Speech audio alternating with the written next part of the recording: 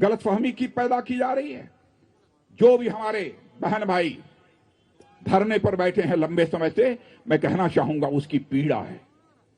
भले ही वह धरने पर बैठे हों, लेकिन वह किसान हैं, किसान मां की कोख से पैदा हुए हैं। उनके प्रति हमारे मन में बेहद सम्मान है।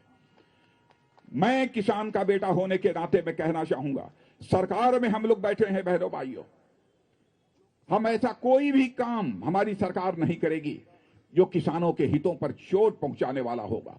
एक बार इस एक्ट को लागू तो होने दीजिए, साल 2 साल आप यह एक्सपेरिमेंट करके तो देखिए। इस एक्ट के अनुसार यदि आपको लगे यह किसानों के लिए लाभकारी एक्ट नहीं है, तो मैं एक दावे के साथ कह सकता हूं, जैसा मैं प्रधानमंत्री जी की अपनी नीयत को मैं जानता हूं बहनों भाइयों, इसमें जो भी संशोधन आवश्यक होगा सारा संशोधन करने के लिए हम लोग पूरी तरह से तैयार रहेंगे। पहले यह कहा गया था कि साहब इससे किसान तबाह हो जाएगा, लेकिन इसमें कुछ संशोधन किया जाए।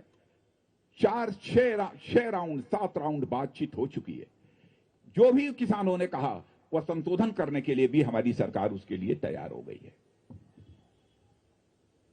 और हमारा कहना है कि समस्या का समाधान बातचीत के द्वारा भी हो सकता है। सब कुछ हो जाने के बावजूद बहनों भाइयों, आज भी मैं कहना चाहता हूं, हमारे प्रधानमंत्री जी से 2 दिन पहले ही हमारी बातचीत हो रही थी। उन्होंने कहा कि नहीं, किसी भी सूरत में किसानों के साथ संवाद बंद नहीं होना चाहिए, संवाद का सिलसिला लगातार हमारे किसान भाइयों के साथ चलते रहना चाहिए। और फिर से हमारी सरकार ने किसानों को पत्र लिखा है। मैं धरने पर बैठे सारे किसान भाइयों से विनम्रता पूर्वक मैं निवेदन करना चाहता हूं, सरकार ने बातचीत के लिए आमंत्रित किया है। आप उस एक्ट के जितने भी प्राविधान हैं उन प्राविधानों पर चर्चा करिए।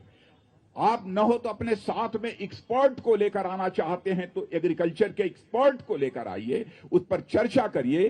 कहीं पर भी संशोधन की गुंजाइश होगी तो संशोधन करने के लिए भी हमारी यह सरकार तैयार है, सब कुछ करने के लिए तैयार है।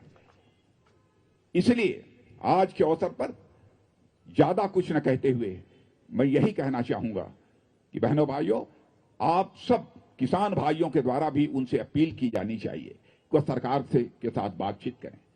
और जो भी यह एक्ट 3 एक्ट सरकार ने बनाए हैं वह देश के लिए बहुत ही हितकारी हैं बहनों भाइयों।